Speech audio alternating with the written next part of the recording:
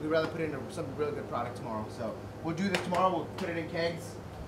Here we have our Annie. We just had our jalapeno Kolsch. You kind of decide what you want to do, what kind of malts you put in there, what type of hops you put in there. Everybody has their own personality, their own mentalities. Everybody's different. Everybody's an individual. I'm able to put the spin on any beer I want. We don't always need to be conventional.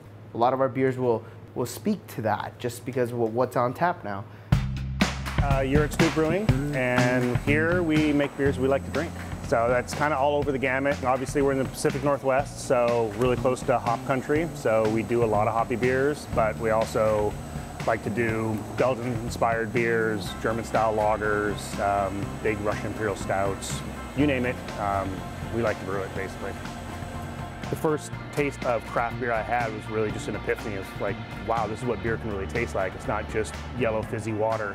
And so that really made me want to go out and try to reproduce it. Got carried away and started doing it professionally.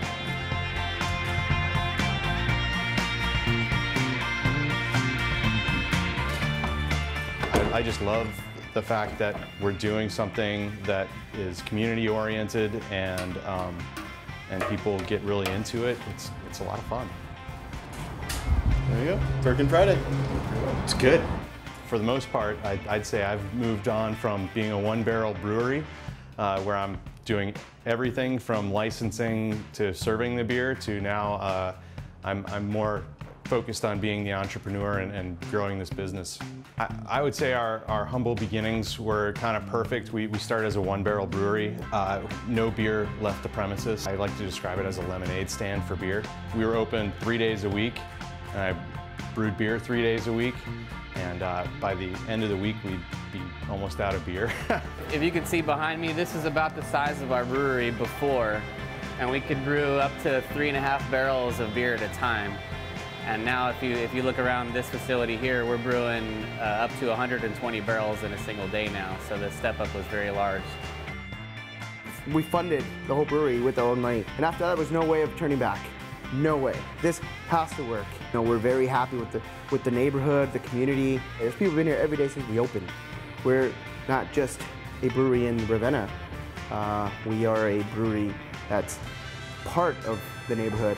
You gotta love the sweat, you gotta love the work, you gotta love shoveling grain, and you gotta love scrubbing these decks. You get to enjoy your product at the end of the day, and you get to see your guests and your clients come in and alongside you drinking your product and enjoying that and seeing their face. Making them happy and enjoying your product is the greatest thing. Craft brewing is about sharing, and right now in the Seattle neighborhood and the state of Washington, people are having our beers. If somebody could have our beers in Europe, somebody could have our beers in Asia, somebody could have our beers in South America, I would love it. Essentially, it's just one little branch of Ravenna Brewing Company out. I have family that's actually in South Africa, and my sister is there, and she's totally excited. She and her husband want to brew our beer. So how cool is that they can order a Pico pack and brew a Stargazer IPA? It's pretty unreal. A lot of the difference between what the home brewers are making at home and what professional brewers are comes down to the process. Being able to do the process in the box is really, really cool.